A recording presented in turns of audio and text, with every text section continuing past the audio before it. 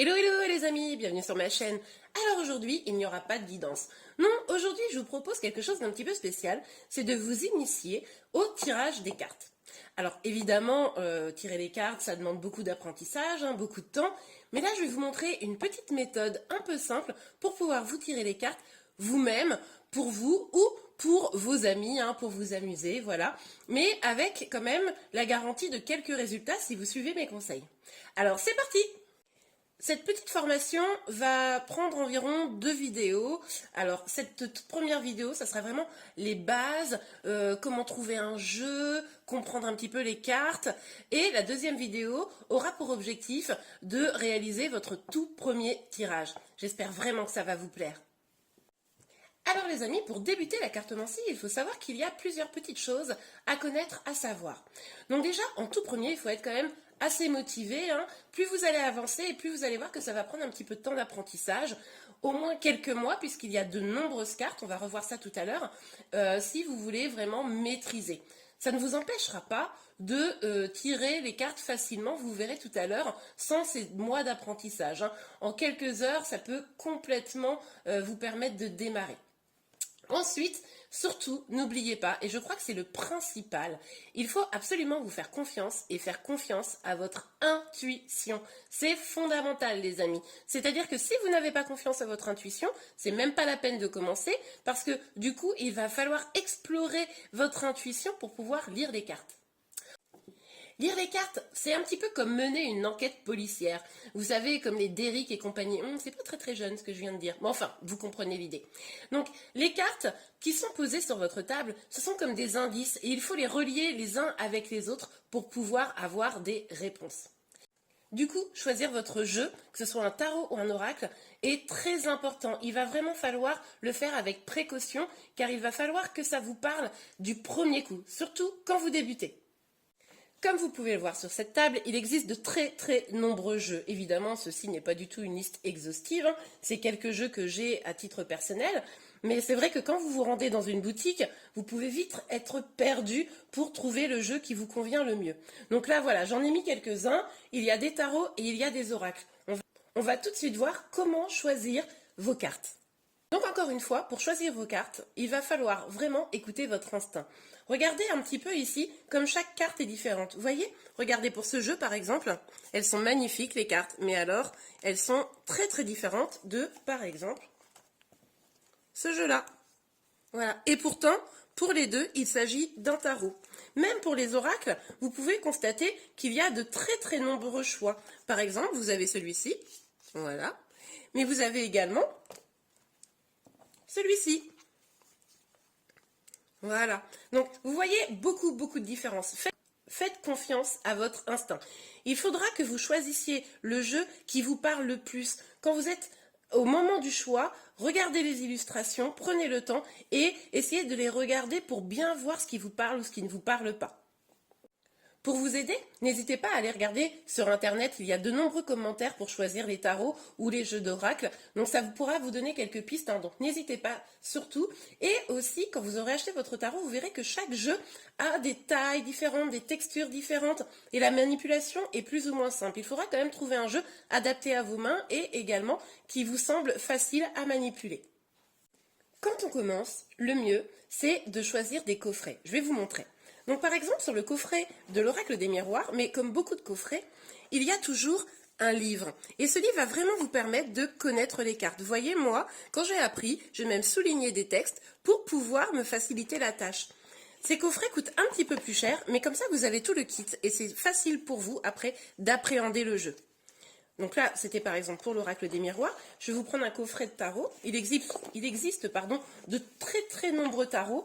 Là, par exemple, pour le tarot des royaumes célestes, qui est une dernière acquisition. D'ailleurs, je remercie mon frère, c'est lui qui me l'a offert. Eh bien, vous voyez, il y a ce petit livre. C'est très simple, c'est petit, c'est pratique. Et ça va vous permettre de savoir exactement quelles sont les cartes. Comme ça, pour chaque carte, vous aurez un petit peu la définition. Nous allons tout de suite voir pour commencer les jeux de tarot. Après, nous verrons les oracles. Donc pour commencer, il faut savoir qu'un jeu de tarot a toujours, sans aucune exception, 78 cartes. Donc, Avec ces 78 cartes, il est composé comme tel.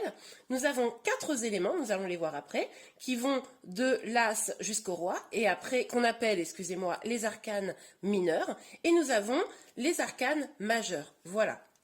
Je vous les ai présentés ici rapidement. Donc ces arcanes majeures, elles sont importantes parce que finalement, elles vont noter la force dans le tirage, les éléments vraiment spécifiques à regarder qui vont être les plus importants pour le tirage.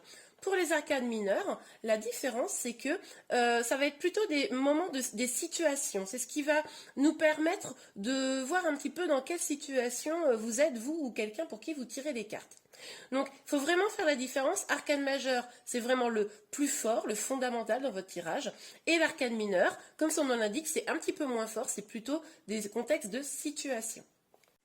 Il y a en tout 57 arcanes mineures et 21 arcanes majeures.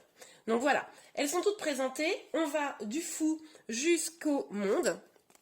Alors là, le tarot que j'ai utilisé pour vous présenter, c'est le tarot de la sorcière moderne, mais comme je vous le disais précédemment, il y a de très nombreux tarots. Tout à l'heure, on ira voir le tarot du Rider-Waite, qui est très très intéressant pour vous, vous verrez. Donc, on dit souvent dans le tarot que le fou, vous voyez, il n'a pas de numéro. Hein. C'est le numéro 0 ou carrément il n'y a pas de numéro. En fait, on dit souvent que chaque carte est un élément que le fou va traverser. C'est vraiment le parcours, vous voyez, du fou à chaque élément jusqu'à arriver au monde qui est le total accomplissement. Ok les amis, on va tout de suite voir les arcanes mineures. En ce qui concerne les arcanes mineures, comme je l'ai expliqué, il y a 4 suites, donc qui vont de l'As jusqu'au Roi pour chacune. Chaque suite a un élément et dit quelque chose de particulier. Par exemple, nous avons la suite des coupes. Alors, pour les coupes, on nous parle clairement d'émotionnel. Hein. Là, c'est vraiment l'amour, les sentiments, l'affect, etc. Nous avons également la suite des pentacles, qu'on appelle aussi les deniers. Alors là, c'est vraiment les choses beaucoup plus terre à terre. Le fait d'être, dans la vie réelle, l'aspect pécunier, le travail, etc. Nous avons enfin, pour continuer plutôt, la suite des bâtons. Donc la suite des bâtons, c'est plutôt ce qui va représenter les passions, la créativité, mais également la place au sein d'un groupe. Hein. Et enfin, nous avons donc les épées. Les épées, quant à elles, vont nous parler plutôt des mentales, du mental. Très souvent, les épées, quand elles sortent dans un tirage, ça peut nous parler, quand c'est un aspect négatif, de blocage intérieur. Voilà, on passe à la suite. Personnellement, sur les oracles, moi j'y suis venue après le tarot. J'ai d'abord voulu apprendre le tarot, puis après je suis passée aux oracles et le fait de connaître le tarot, c'est vrai que ça m'a énormément facilité la tâche. Hein. Donc voilà, c'est ce que je préconise pour ceux qui veulent creuser vraiment. Sinon, choisissez vraiment ce qui vous plaît le plus. Alors, on va aussi parler des rituels. À tout de suite. Vous avez peut-être déjà entendu parler des différents rituels qu'on doit faire pour utiliser des cartes. Alors là, c'est vraiment en fonction de la sensibilité de chacun.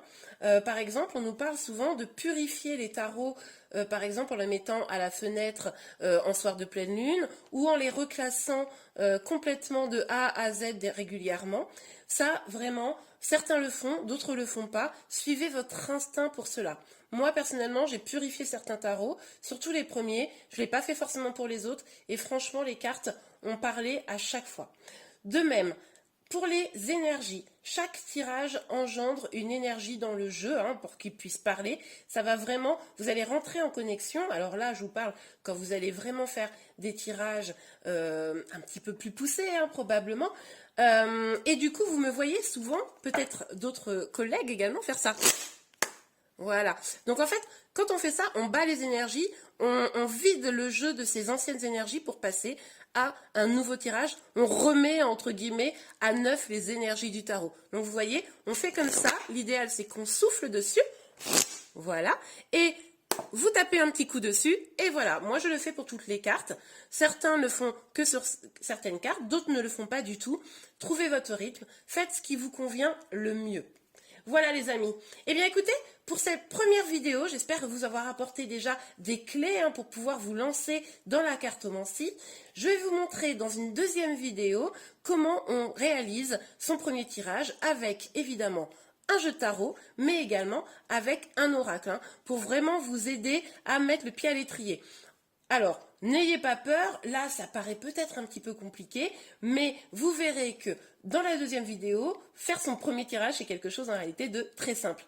Si vous avez aimé cette vidéo, n'hésitez pas à la liker, vous pouvez également vous abonner à ma chaîne afin de soutenir mon travail, mais également pour pouvoir être informé de tous mes prochains tirages et de la prochaine vidéo évidemment.